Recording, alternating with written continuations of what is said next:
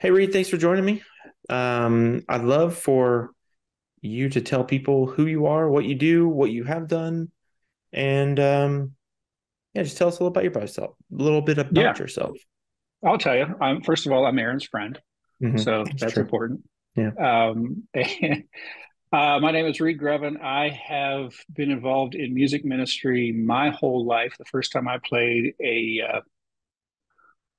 piano for a worship service was when I was 12 years old, and that was 36 years ago. And I've played piano for worship services ever since, 36 years. And so, grew up in playing a lot of the worship choruses of the 80s and the 90s. Transitioned into the song format. Intro, bridge, choruses that we do kind of today and have done for the last 20 years.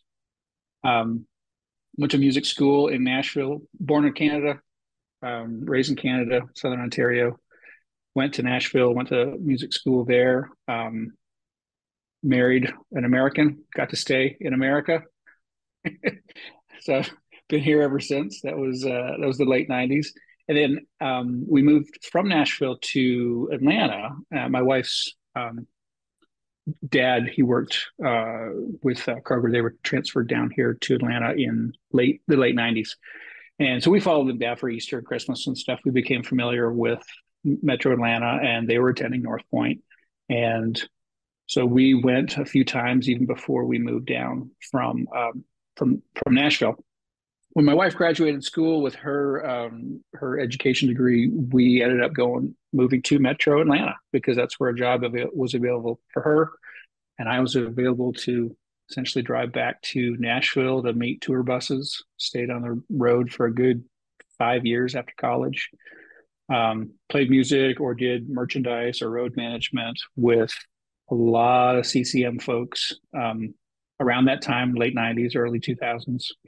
Um, some big folks you'd have a Yeah. chuckle at, especially if you've been around Christian music for more than 20 or 30 years. Yeah. And then had an opportunity to interview with Northpointe and eventually came on staff with them, their music department in January of 2004. So, yeah, 19 and a half years ago. Nice. Dang, that's awesome. And yeah, and was with the music department for 13 and a half years, started kind of as an associate, worked up through, and then the last 4 years there in that role as music director, and got to do a lot of amazing things, spent a lot of time with a lot of amazing people. But after 13 and a half years of doing that, my tank was empty. Um, Winds were blowing a little bit different with some of the administration at that particular campus at that particular time.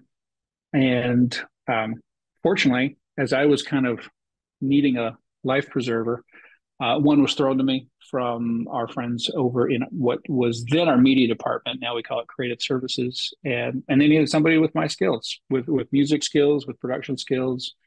Um, Kind of had a second career blossom there with pre and post production for all of our film stuff, some composition stuff, and so I've been there now since I guess 6 or 7 years, and it's my job to capture content on the front end and then mix, master, repair audio, all the other post production elements for audio on the back end, and that goes out to. So that might be a title package, it might be a short film that we do, it might be a special for Be Rich, but we do a lot of other stuff beyond just Sunday mornings. There are multiple podcasts, and recording those and editing those. We do a lot of curriculum content, capture, refinement, and then distribution. So we do a lot of stuff. We ended up getting to do a lot of stuff in COVID that we everybody had to change directions and change You guys were approaches, slammed during and COVID. we because everything was essentially now a short film being put out on a Sunday morning that was recorded early another time. We were slammed. Yes, absolutely slammed. We learned a lot of stuff. We also learned how to do some stuff more efficiently and more effectively for a lot of our different ministries. And the one that, the big one that comes to mind is our Wonderland, which is our, birth through 5 years. And before COVID, they would have a live storyteller, and hosts, and it was difficult, even when we had a very small number of campuses, for them to get adequate storytellers, folks that could really, memorize the content and then really, sell it to the or present it to that age group. And COVID hit. Well, we ended up filming it, and we got really refined. So we narrowed to just a handful of really gifted storytellers. We were able to, bring in animations and other kind of stuff. And, these kids are used to watching YouTube. So as soon as you put something on the screen, they'll just go, oh, and all of a sudden now, post COVID, we still do that because we're able to replace them trying to find adequate personnel at all these campuses that we've got. And instead, what they can do is just press play. And so for a 7 or 10-minute segment, whatever it happens to be, they're able to present this piece of content that's been refined. It's been edited well. The script is terrific. The animations that support it are great, and the kids end up learning a really valuable lesson at the time through multimedia. And so they're probably staying more engaged because it's and yeah, actually probably engaged. engaging. Yeah. Yeah. So those are a few little things that we've learned along the way through COVID that we actually ended up keeping and putting budget dollars towards. And they ended up building like a YouTube platform with that, and it just continues to grow and grow and grow. And so now it's the middle of the week. Instead of picking Bluey, you can pick Upstream or Wumbaland. Yeah. So actually, I need to do that. I'll have to check it out. Yeah. That's great. And I didn't realize you had been with Northpointe that long. That's fantastic. Yeah, 19 years. Crazy. And it's been a while because we've seen so much change and evolution and growth and adaptation to different environments, to different areas of the city, to the way we do ministry. The way we did ministry 19 years ago was so radically different than what we do now in some ways, but also in other ways it hasn't changed, and the DNA hasn't changed. So what are some similarities and differences, speaking with your time as music director or in the music department, from like 2004 music department band on stage to like 2016, when did you leave? 2018 or so? I think 2016 is when I transitioned off that team. So one thing that is a constant is excellence in musicianship and product, if you will. So much of that comes from Andy himself, and anything that we've noticed, not that he's playing the instrument, but the DNA of any organization, any department, any division, any campus, and then as it funnels up, and then ultimately any organization, the DNA of the leadership of those particular facets will so dictate what's important and what's not important for that particular, group of people or what they're doing. Andy's background was as a musician. And so he knows what it's like to sound like when somebody's in tune, or what's a good song versus a not so great song, or a singable song, or just a level of, even the mix. I remember years and years ago, he called our buddy Luke Rotman and I back to, he's got a little office backstage. And we thought we were in super trouble, because for doing something that we shouldn't have done. I don't know. You never know, being called to, the principal's office. And he just said, and this was between services, after the first service and before the second service, he said, hey, one of those songs, that piano is really driving that. Let's go ahead and bring up the level on the piano in that second song just to help it go through that.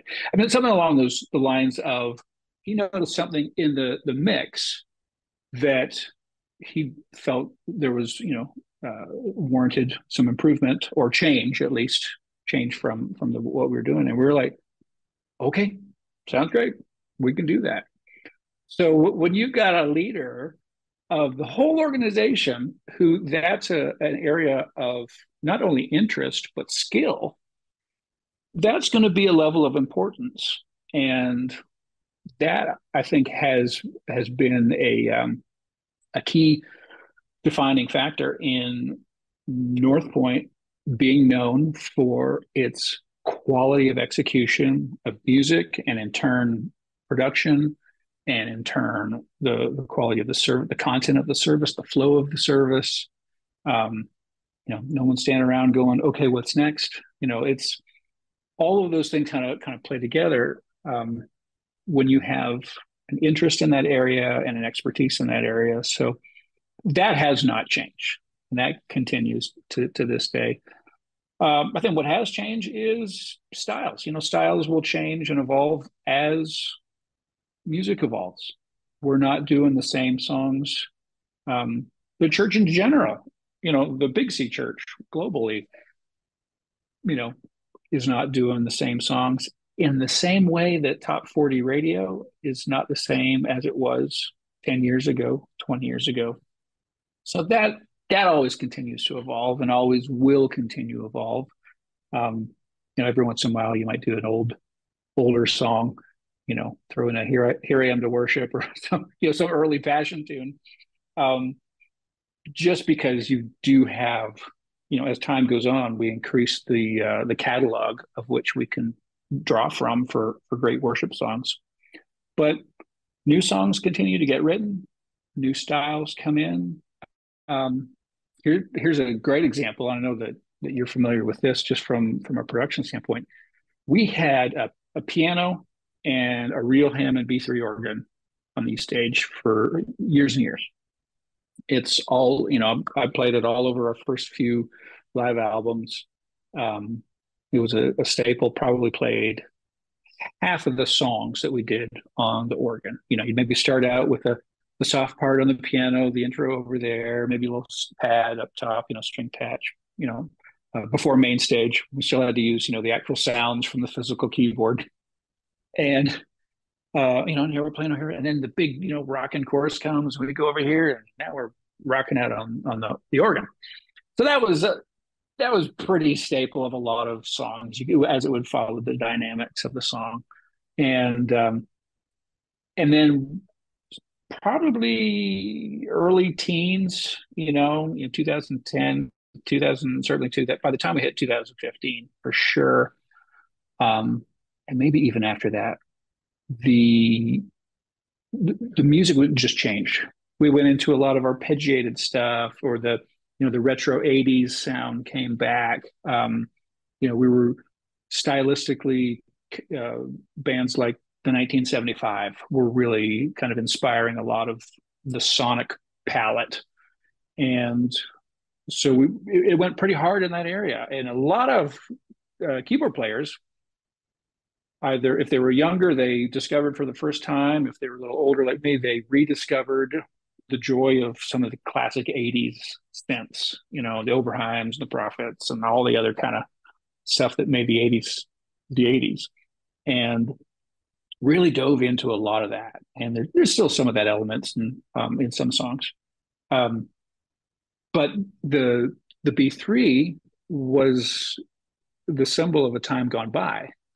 And it was big, it was heavy, it was occupying a lot of space. As we'd move the riser back and forth, it was adding some weight. Visually, it wasn't what was desired at the time. And eventually it got removed, and it sat backstage for like 6 years, 7 years, and taking up space, I gathering know. Yeah. dust. Yeah. You were there. You were there. You Oh, probably yeah. had Oh, many yeah. discussions. Yeah. Like, You are we know, going to use this I, thing again? Why are we keeping this yeah, thing? And I was off in a different department by that time, and I'd walk backstage because I'd still function in the building, and just going, oh man, sure hope they don't sell it, sure hope they keep it up, take care of it, and then sure enough, time marches on, styles change, and tastes change.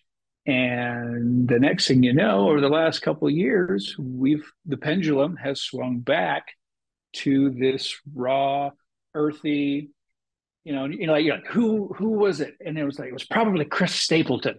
It's probably Chris Stapleton's Tennessee whiskey that made all these people go, oh, I like that sound. We should do some church music with that sound. And next thing you know, you got your Cody Carnes and all those folks coming out with the raspy voice and the jangly guitar. And here comes the B3 organ again. And, so the pendulum always is moving. It's always shifting. Styles change. Tastes of the people that are involved change. We've seen that, and so that's probably one thing. That's obviously changed. It's also another really tough thing to go.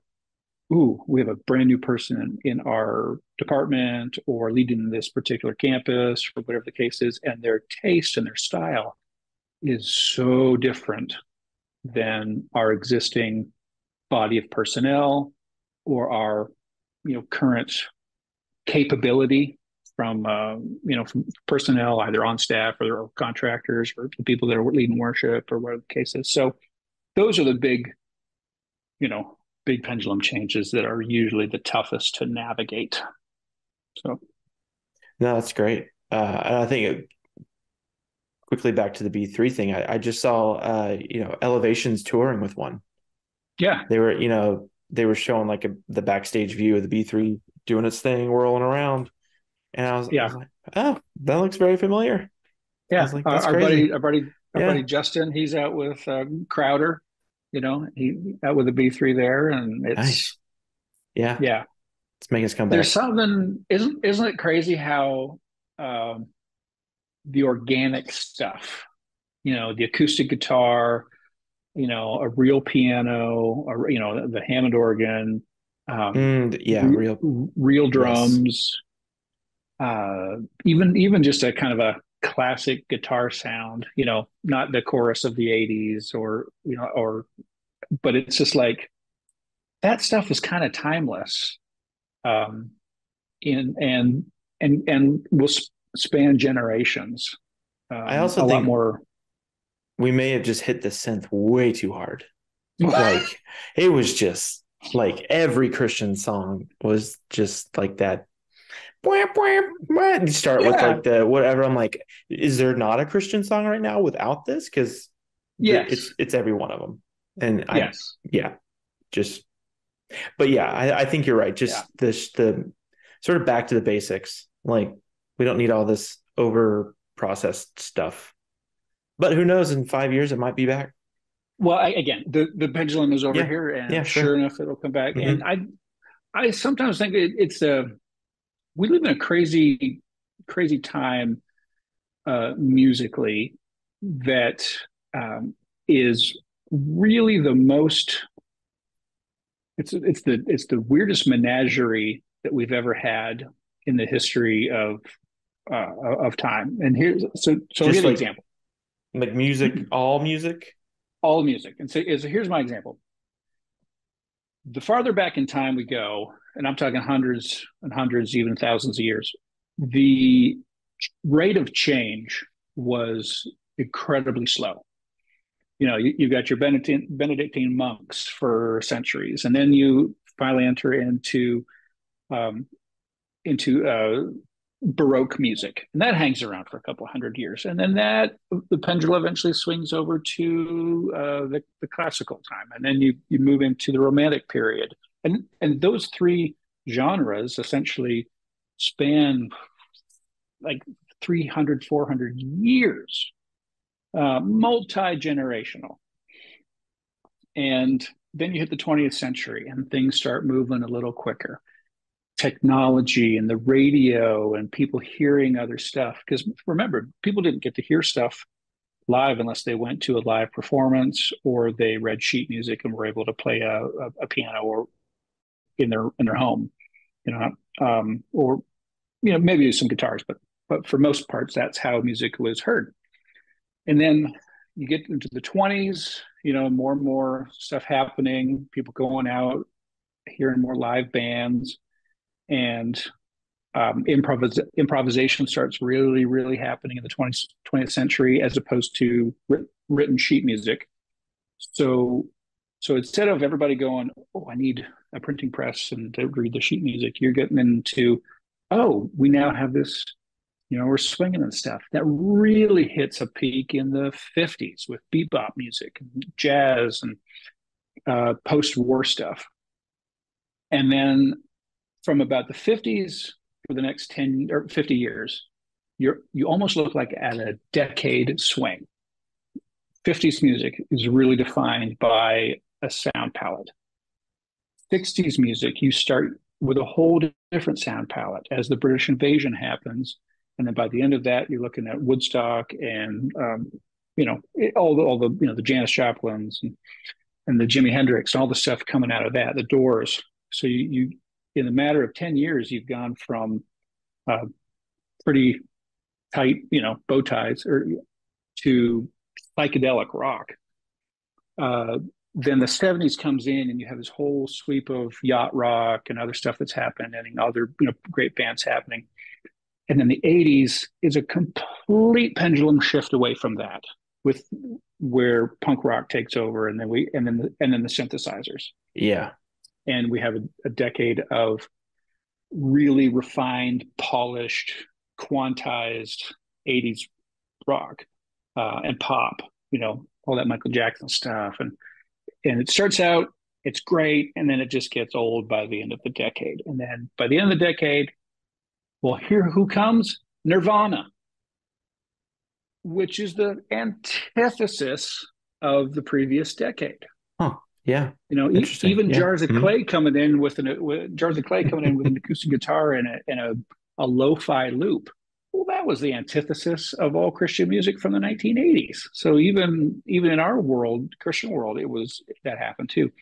So that pushes back, and then you have the 90s, which is not my favorite decade of music, where it's a whole lot of angst and lack of refinement in musicianship, and it's blah, blah, blah.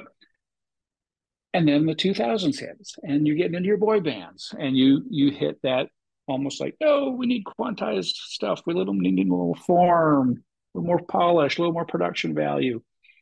And then it slow and it keeps going like this. And the more we have, and that's when, Napster comes in, and all of a sudden people don't have to go and spend $15 on a CD. They're now downloading stuff and hearing music from other sides of the country and other parts of the world. And then the last 20 years, it all just goes like this. And now on your playlist, you've got Dua Lipa and Adele, who are completely different stylistically, but it's completely acceptable for you to listen to. Yeah. I mean, So, yeah.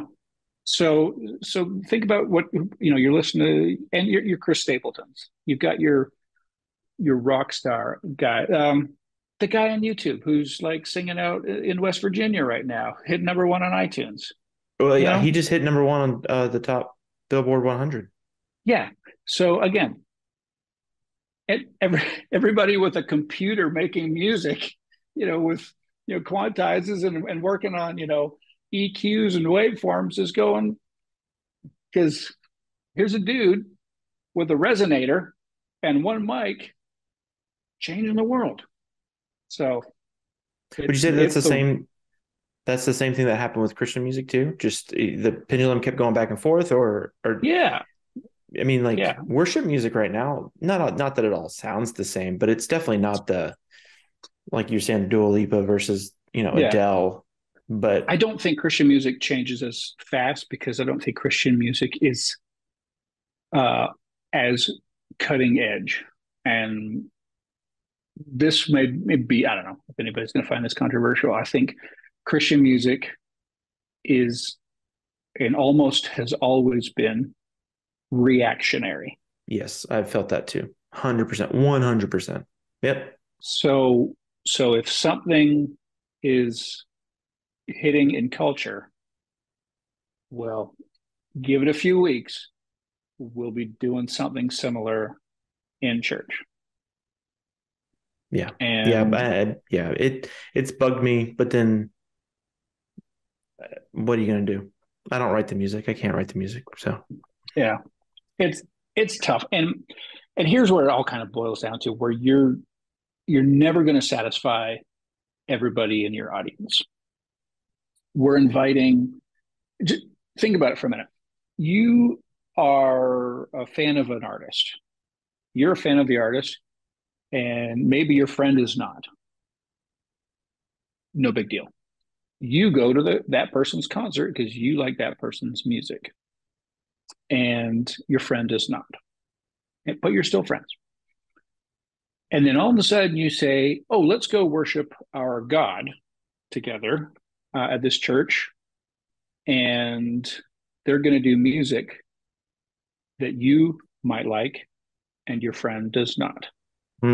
that's yeah. Because remember, we're back in now, we're into like style and taste.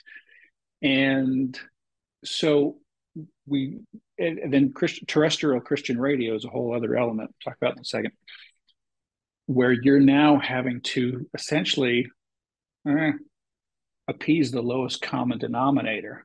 Um, so I wish we did more X. I wish we did more Y. And then people like me are in the middle going, how about Z? Will Z kind of work? Maybe, Right, yeah. um, hoping that it does. And now some churches, you will go real hardcore stylistically and attract folks that are drawn to that stylistically, whether it's a look or a feel or a style or a theologic, motivating, but like really Mm, charismatic or right, that kind of stuff. right, right, right, right. Um, and that is a trend or a fad for a time, that can have a lot of success for that time, but that's more or less following an artist, not necessarily belonging to and being part of a church and a local body. That kind of ends up being two kind of different things. What is the tail wagging the dog? You know, is the music bringing them in, and then, oh yeah, we have some kid services, or hey, is this a place where your whole family can thrive? This happens to be the music that we're doing this week. Hope it, hope that is impactful as well. Um, so that's kind of the tough burden, where the bigger the church, the tougher it is to please everybody. So here's an anecdote. So I was getting ready for bed on a Sunday night, and we have two sinks. And I'm brushing my teeth at my sink. My wife's over at her sink, and she says to me, out of the blue, completely out of the blue, "Hey, who picked that new song that we did today?" And I said, "I did." She goes, "Yeah, don't ever do that one again. That was, I didn't like, that was bad. That was a bad song. That song was horrible." Now, and in that moment, and I've told that story 100 times, and because in that moment, I realized that if two people who can agree on being married to each other and agree on paint colors for the house and agree on children's names and agree on when and where they're going to take vacations and what they're having for dinner, still are going to have wildly different opinions on music, there's no hope ever of appeasing everybody that's out there. So, you know, so if you're going to default, and that's what I kind of learned. So if you're going to default on something that is singable for the audience, um, that is obviously theologically corrected. I think we can just assume that one. Um, but but it also gave realization of sometimes the more simple stuff that we do is the most effective for the most people. All right. And so that's why it's like good songs, cherish them. Um, you're going to have to introduce some other stuff at some point and see if that, throw it against the wall and see if it sticks. Um, and you will do some trial and error. But ultimately, just if you find a good song, cherish it and don't overuse it though, so you can cherish it for a long time. uh, what's overuse for you? Like every week, every 2 weeks, every like. So that's a very interesting question because we did the math on this one week. We did because somebody was saying, "Oh, it feels like we do that song all the time," and to them, it did feel like we did it all the time because in their hearing of it, it was all the time. So we figured out that we were doing about a well, let's count them up. So somebody would probably do 2 or 3 times of through a personal preparation before a rehearsal. At the rehearsal, we'd go over it at least twice, um, and then on a Sunday morning, you would do it again. You're probably going through it again, Friday, Saturday, getting ready for the service. Sunday morning, we're doing a band work through and then a full production run through. And then we were doing a 9 o'clock service and an 11 o'clock service. And then if you have any other services, that would add on to that.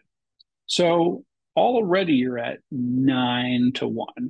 And if it, let's call it 10 to 1 because you're probably going through it more than a couple times before you get to rehearsal. So if we're looking at a 10 to 1 ratio, you're going to get burned out of a song long before the person coming to the building does. Now, let's take that 10 to 1 ratio and add in some additional data. And the data that we had was that half of the people, or people were coming to church 50% of the time. They were coming 2 out of every 4 weeks. Okay. So whether it's kid sports or vacations or mother-in-law's in town or whatever it was, we could prove through check-in of kids, that kind of like that kind of actual, like we know that this family is here 50% of the time. And that was the average.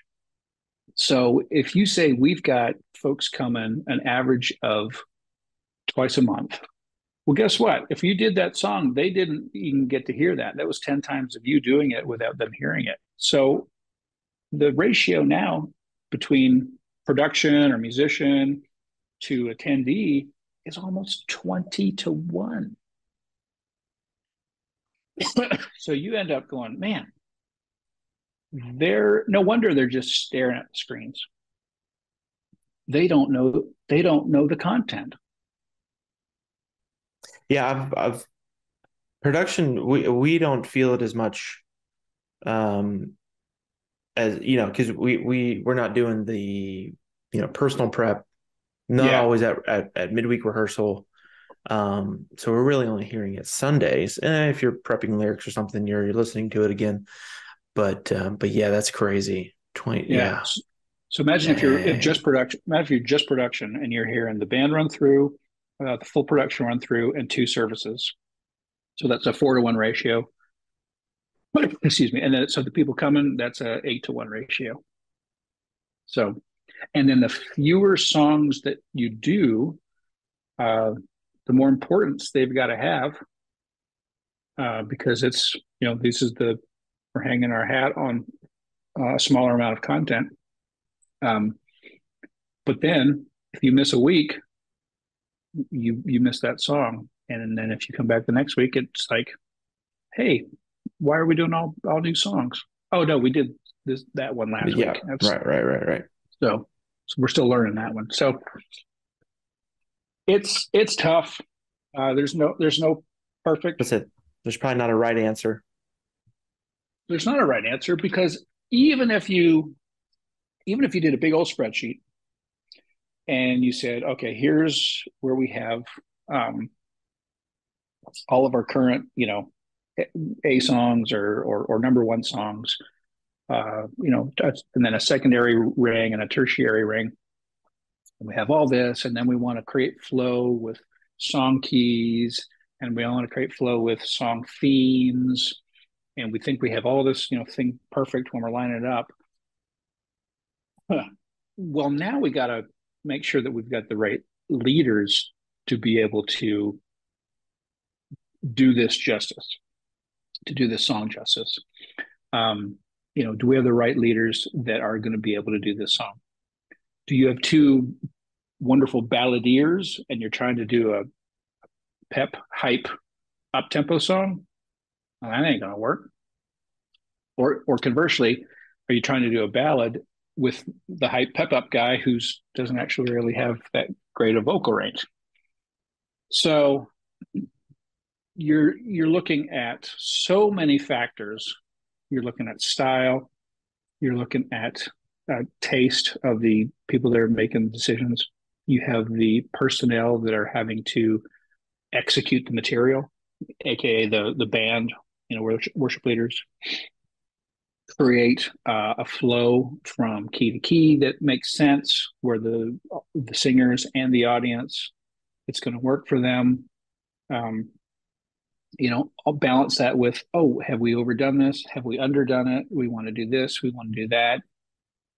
It's a tough thing to do every week. So there was a science where we were like, just like literally just sit down and just like spend deep time, like deep work time on, does this work? What if we do this? You know, can this person execute that? Oh, wait a minute. We had this person sing this song the last three times they were here. Right. Yeah.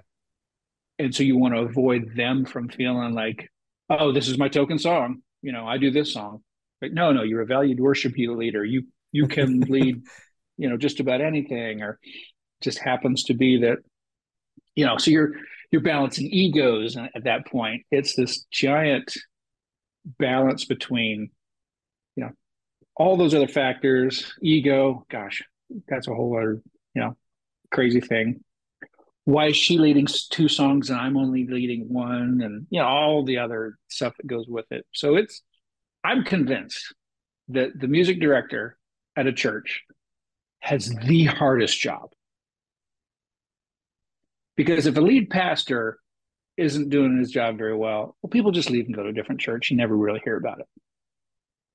But a music pastor hears about it from his superiors or her superiors, and from all the other people coming up, and all the musicians, and everybody's got an opinion. Nobody's driving home on a Sunday with their spouse going, "Can you believe that group's curriculum?" No offense That's to our true. group's friends, Yeah. Yeah. but they're going, "Oh, I didn't like that singer," or, "Oh, I love that singer," or, "I didn't like that song," or, "I love that song." Yeah. That's true. So it all that to say, go give your music people a hug. They need it. Yeah. Yes. So, The and once you've decided all of that and you have a successful week, guess what happens in 7.5 days? Sunday's coming again. You Yep. got to do it all over Well, again. not Sunday. Do you get Tuesday rehearsal or whenever if you have a midweek rehearsal? Yeah, Yeah. yeah.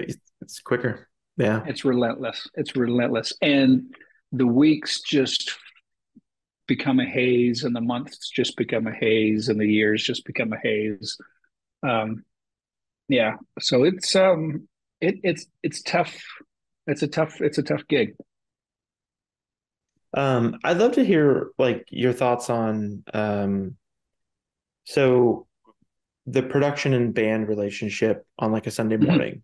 I know that well, every church is going to be different in that, in like rehearsal, full rehearsal, those kind of things. I know for Northpointe and Northpointe churches, generally we have a full Q to Q rehearsal Yeah. or run through. We call it run through on Yeah. Sunday morning. Um, what's the band's perspective, musicians' perspective on that? Because generally, well, I know we've said it out loud, like that Sunday morning thing is for like the programming team and production. It's Mhm. not particularly for band. Um, is that how does it feel for the band? Or is it like understood and like the band's like, great, let's make this as best as we can? So in environments or churches that I've been at, so the last 6 years I've been able to uh, spend my Sundays at a variety of places, um, as a musician with different levels of influence or input into the morning's content. And there's a lot of churches out there, probably a lot listening, that do not have a midweek rehearsal. So everything happens on a Sunday morning. Is that more the norm, And you would say, I than would the say that that's exception? that's probably the norm. Yeah, Okay. especially in a smaller church. Yeah, I can imagine. Um, Yeah, true. so so you have so that run through is they're thankful for that because that's another time to kind of work out the kinks in the song. So I don't. So it's usually not a problem or problematic in those specific environments. If anything, it's welcomed. Hey, that was good. Let's do X, Y, or this, or let's make sure we think about this as when we go through the run through. Cool, got it, capiche. The downside of that, I think, that some of the musicianship um, ends up suffering. Some of the really refining excellence in parts, specifically vocals. Inter- Um, how so? Parts, just like refining harmonies. Hey, what are you doing here? Hey, what are you doing here? Hey, I'm coming in there. Let's work on this part. Hey, what's your rhythm structure here? Um, with syllables and stuff. So much of that in a Northpointe world is worked out on a Tuesday night or Wednesday night or whenever there's a midweek rehearsal. And and then after the rehearsal, everybody would leave with some homework. So in the Northpointe world or the midweek rehearsal world, the band has the opportunity and the the ability to go ahead and do a lot of the heavy chipping away. Really, starting to make this piece of marble look like a pretty statue, um, and then leave rehearsal and over the next few days privately really sand off some of the edges so that they're able to come in on Sunday morning. So that's where I know this mindset of the band going, don't bother us with all these rehearsals. We still have to do 2 full services or 3 full services. And so that's where I know can be a tension. Um, so the first thing is clarity and vision. And that comes from the music director himself. He can't be, or herself, sorry. They can't be um, a a nagger along with the band. They've got to be. They have to straddle the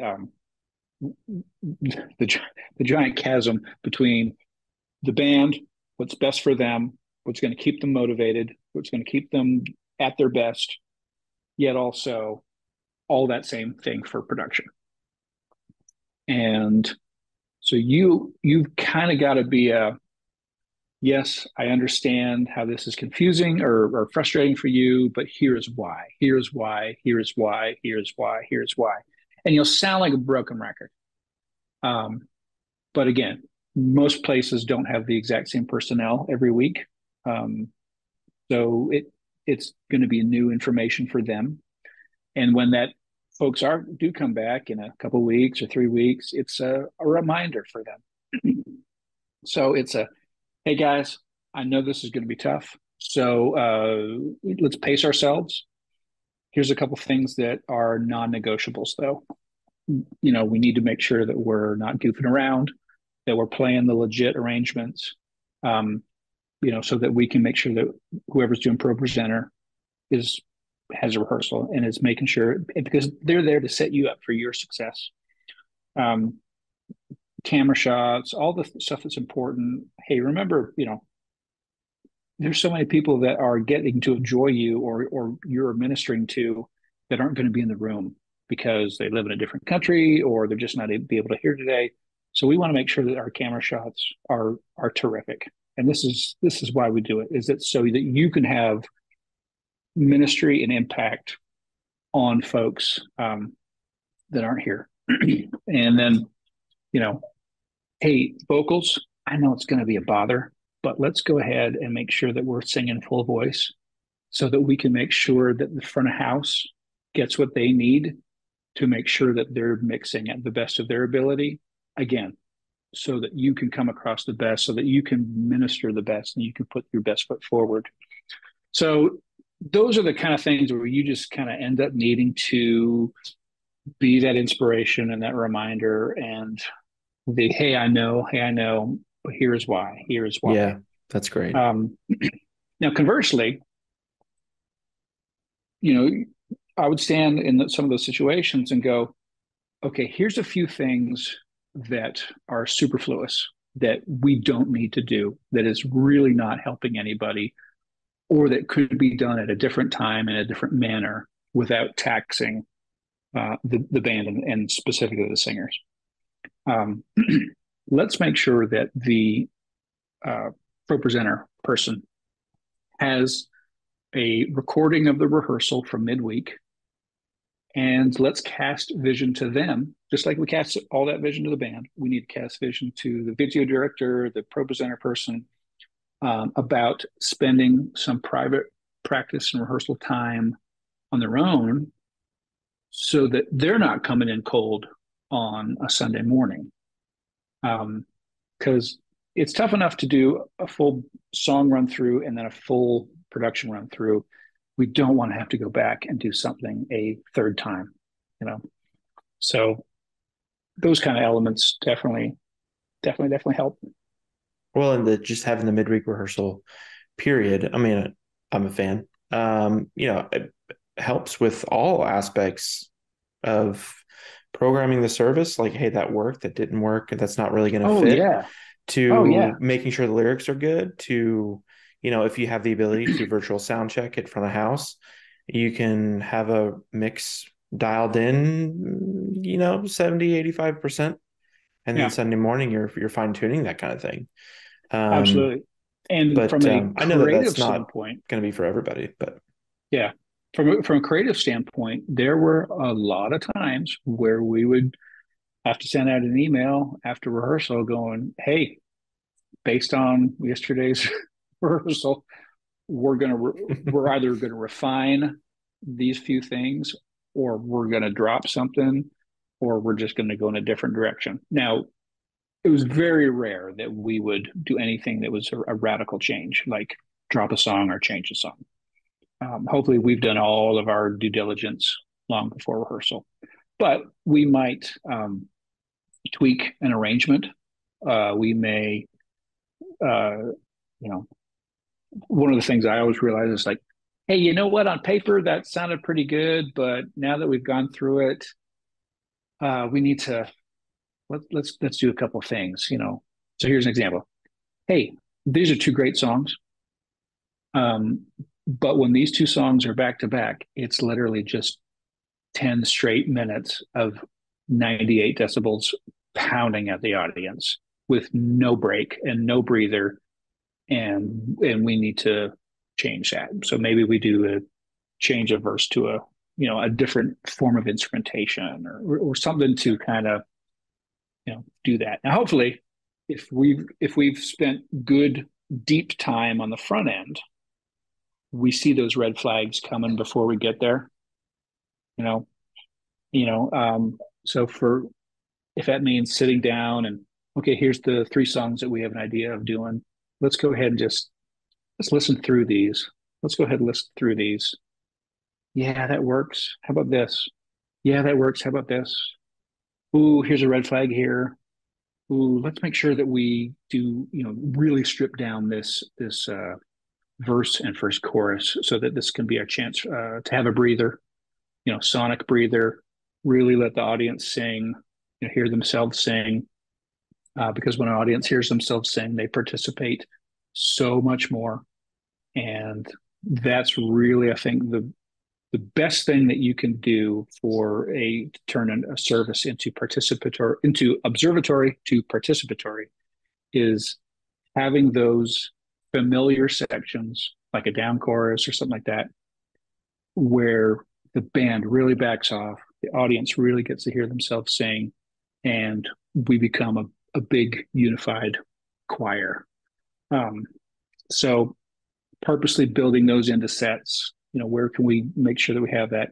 And there's so much sonic energy coming out of those PAs that it's fun and inspiring to listen to that song on your laptop speakers or in your car. But when you're in the room and you've got 95 decibels pound or 100 decibels just pounding you, there's a time after about 5 minutes where we just I need a breather. I need a Yeah. breather. Right. And that helps shape the emotional dynamics of worship sets. So those few things. So we would either work that out in rehearsal midweek or in listening through back after rehearsal, make those few little adjustments. That's great. Um, I want to touch base on what you just said about like hearing the audience sing. Are you more talking about like the audience as a whole versus like the Mm-hmm. individual hearing themselves sing? Because like, or is that shifted? Because there has been sort of at least maybe it was a trend of like where like people didn't want to hear themselves sing, so the PA was a little bit louder, and so that it sort of took away the uh, I don't know, the vulnerability of just hearing yourself sing. So I, I yeah, go ahead. I know what you're saying, and I know that there are varying opinions on that. Um, there's power in the fullness of a mix. Okay, all right. I mean that's not lost on anybody. Um, hearing your own self sing for a whole song set. Again, differing opinions. If you have a musical background, or are musical in nature, or just like to sing, um, then when it's too loud, that can be frustrating to you and really take you out of the moment. But conversely, if your natural wiring is to go, I'm very self uh, aware of my voice. I'm not familiar with that, and you don't want to hear yourself sing, and you surely don't want anybody else to hear yourself sing. That can be an issue too. However, there's something special, magical, something spiritually magical happens when a whole congregation is singing and hears the rest of the congregation. And I'm not talking about like the three people around them, because the PA soft. I mean, a down part, there's no drums, back way off, maybe just piano or a simple acoustic driving it. The singer's back off a mic, and the room literally hears itself. I'm convinced there's something that happens in our spirits that says we are joining together as a unified body, glorifying our Heavenly Father in a similar way to the way that we've read that the angels and saints are singing and praising them in the heavens. And you don't have to know a harmony, and you don't have to be, self-conscious about your voice, because all of a sudden you're all doing it simultaneously. It all happens together. And, we've been to concerts where, you know, Bon Jovi, oh, we're halfway there. And then he puts the mic out, and the whole crowd goes, whoa, heaven on a prayer. I mean, you're in that realm. Brian Adams on his live record, um, and oddly enough, Andy was playing this for us at a video taping a couple months ago. And he's like, guys, listen to this. Um, and I was there, and there was about just a handful of us. And he's on his iPhone, and it's I think the last track of Bryan Adams live, and it's the song Heaven. And so the intro starts out like you're familiar, and you can hear it's a live performance. And then the top of the verse, and Bryan doesn't sing, but you hear the thousands of people in the crowd sing the song, like the whole verse. And they all know the words, and they're all singing loud at the top of their lungs. And even just hearing it on a phone, it was magical. It was a spiritual experience hearing that. And we were all just like, you know, tears kind of welling up, and familiar song. Here's the key: familiar song. So you're not asking the audience to sing and hanging them out on a ledge where they don't know the material, or it's rhythmically difficult. Okay, we're not doing we're not doing that in a section that's difficult or challenging or unfamiliar. We're asking them to do that, or giving them an opportunity to do that in a place where they feel comfortable and they're willing to express. And it's usually a fairly emotional section of the song as well. So like a down chorus, or even the first verse and chorus of a really familiar song that they know Yeah. is impactful. Well, I always think of Silent Night at Christmas. That's always like yeah, Perfect you example. always, yeah, Perfect there you example. go. Yeah. Yeah. Worship leader could go silent night, back off. And as long as the audience has a melody and tempo structure, they've got to have somebody driving the tempo as well, so the piano or a guitar or something like that, so that this doesn't become the Wild West. Then it happens. It's so special. We hear it at concerts, and in certain environments, certain worship environments that I've been able to be a part of over the last few years, we've been able to really make that a priority. And what it's done, I believe, has increased the culture of worship in the organization as a whole, um, as well as really just be a very special and impactful time during a service, where you have a whole room that's participating as one big choir, and not a handful of people on stage performing for an audience. Right. Yeah. Yeah. I love those moments. When I'm actually in the audience, which is rare these days, but I'm generally, I stop singing, and because I want to listen to that rather than be a part of it. Because it's just like you were saying, it's just like we're all together doing one thing for our Heavenly Father, and Mm-hmm. it's amazing. Yeah. However, conversely to that, if you were able to go to the Taylor Swift concert, it was a miserable experience because you couldn't hear her singing it. It was the whole stadium singing, and it was like, I don't need her. I don't need her in my ear the whole concert. Like, uh, but it was still kind of funny. yes, yes. I mean, those people. I thought I was a Swiftie, and no, I shouldn't say that. I didn't think that. I thought I knew some of her music until I went to that concert, and I was like, oh, I think I know about 5 songs, and she did like 40 songs. Anyway, Mm, mm. um, yeah, so it can be a rewarding experience, or it can be an annoying experience. That's anyway. Okay, so before we started recording, we were talking about like breakfast on Sunday mornings. Yes. And knowing you've been at different churches and stuff like that, I find it very important that we Mm. provide our volunteers, our production volunteers, people that are with us the entire morning, the band, that there's like good food. Yeah. Um, and I know you've got some hot takes on that.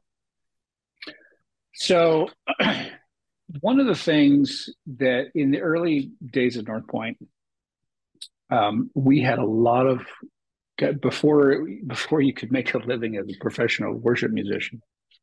Um, Most of our musicians also played in corporate bands or other stuff around town, and so many of them, especially their first time with us, were just in awe and amazement of the level of hospitality that was being provided. And this already existed by the time I came on staff. And the fact that they were able to load in, or somebody would help them load in. We had an incredible facility for them to be a part of and gear to use. They were treated with an incredible amount of respect because of the ability of their craft, and then they were fed because we found out. I was like, why is this so special? He's like, bro, because most of our gigs we have to load in through the kitchen. If it's somebody fancy there, you can't look at them, talk to them. It, you don't. There's no food ever, so you got to eat before you come, or you're starving, or go to Waffle House afterwards. Or it was just the life of a gigging musician is tough, and this was actually really kind of birthed by the guy that hired me, Bill DeLoach, who was a gigging musician, got saved, and and then eventually was working at Northpointe. And so his heart was to go, I've been in their shoes. I know what it's like. I want to make sure that this is a completely different experience because we have the reputation of the church on the line and God on the line. So we want to make sure that we are viewed, our organization is viewed, and ultimately our Heavenly Father is viewed in a favorable light, and not what they are experiencing, on a Friday night or a Saturday night at a gig. So that's why making sure that we gave them a great dinner at rehearsal, midweek rehearsal, and then a good breakfast on Sunday mornings, a balanced breakfast, not just a spattering of, a couple donuts or a granola bar. Growing up, I'd see my parents having to scarf down food before we went to church, and they were in the choir. And the only thing that they had to sustain them for all the hours they were there in the morning were some, I grew up in Canada, so there were Timbits, so Tim Hortons little tiny Timbit donuts, Okay. like a Dunkin' Donut munchkin. Donut hole. Yeah, kind of thing. Okay. Yeah, All so right. so so a donut hole and a gallon of percolated coffee, and that's basically what the choir sustained themselves on until the preacher was done pontificating at 12:30 or 1 o'clock. Um, so seeing that coming in, and then in the last few years, even just being at some different organizations and not seeing that same level of importance or hospitality or just purposefulness of making sure that the people that are there for like 8 hours, like you said, I mean, we're there sometime between 5:30, 6:30 in the morning, certainly for audio or production guys, all the way until usually about 12:30. So that's like a full day's of work. Uh, so making sure, and we don't have a chance to go out and get lunch between services. So making sure that the band is fed, that has a balanced diet. And I know that the carbohydrate stuff, your bagels or your donuts or that kind of stuff is easy to throw at. And if you've got a volunteer that's helping for a kids class that's staying for an extra hour, and they're there a total of 3 hours in the morning, donuts fine, bagels fine, no worries. I'm talking about the folks like us that are there all morning. And there's just a different level that your body needs as far as what helps make your synapses fire. Getting some protein in there, something hot in there, some kind of um, balanced meal that It helps you and your body and all of your biologic functions, you know, have, work, work right.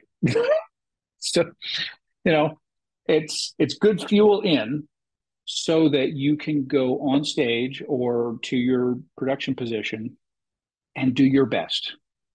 Um, so that you are able to do your best because, like I said, ultimately the reputation of the church and our Heavenly Father is what they're out there to represent. It's the stuff that's on the line. So, football team, you know, they're not throwing a bagel at their linebackers before they go out and play a game.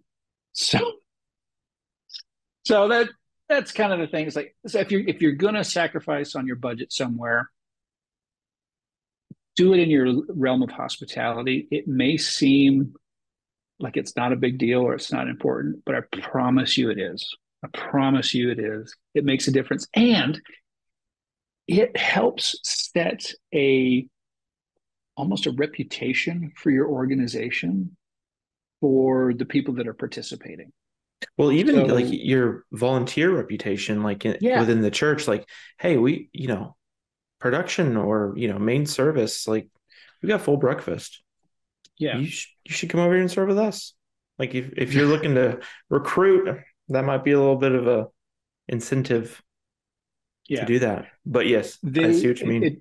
it tells a volunteer, it tells a band person, it tells a singer that's maybe debating what organization they say yes to on planning center. Um, it helps put your best foot forward and lets them know that they are valued and that they are important and that their needs as a person are attempting to be met by this organization. Oh, that's really good. Yeah, I've been on both sides, I've been at Northpointe and I've worked at other churches where there's there's nothing. Um Mm, and not even sort of the willingness. I don't think it's anything, like it's not mean or nefarious. it's Yeah. just it's not even they're not even thinking about it. And so just budget money is just not even going that way. Um, and I definitely think that, well, I think just with anything, any business or whatever, treat your people well, and they're going to be coming back. And I mean, I know for Northpointe, well, I mean, you've been there for 20 years. We've got some production guys and ladies that have been serving on the production team for 20 years, day one, kind of. And a lot of the guys have been there for 10, 15 years and are really good at what they do. And, the way we treat them is how we keep them. And that Northpointe has really done a really good job of that. Yeah, you're absolutely right. The people will want to return and be Mhm. and participate where they know they are valued. Absolutely. And how you show that value can be just as simple as providing a great meal. Yep. Yep. Solid. And Waffle House never seems to disappoint if you're in the South. This is true. Well, it sounds like you don't like Waffle House. I do like Waffle House. I just don't want to have to wait and go there afterwards. Well, I mean, like catered in. Well, you have it in the green room on Sundays. Oh no, that's Oh, great. okay. I think I'm talking to the folks where like, oh yeah, we've got some granola bars over there. Oh, right, right, right, right. It's like that granola Oh, bar or that good. that Hmm. bagel is that's not gonna keep this motor running for the 8 hours that No, you need it to run. right. Yeah. Yeah, There's only so many bagels I can eat, and only so exactly. many little fig bars from Costco that I can eat too. Appreciate This is true. it. Reed, thanks so much. This has been great. I Oh, think my we pleasure, have Aaron. plenty to talk about, so we should save some for next time. I'd love Yes. to have you back. That's awesome. Oh, my pleasure.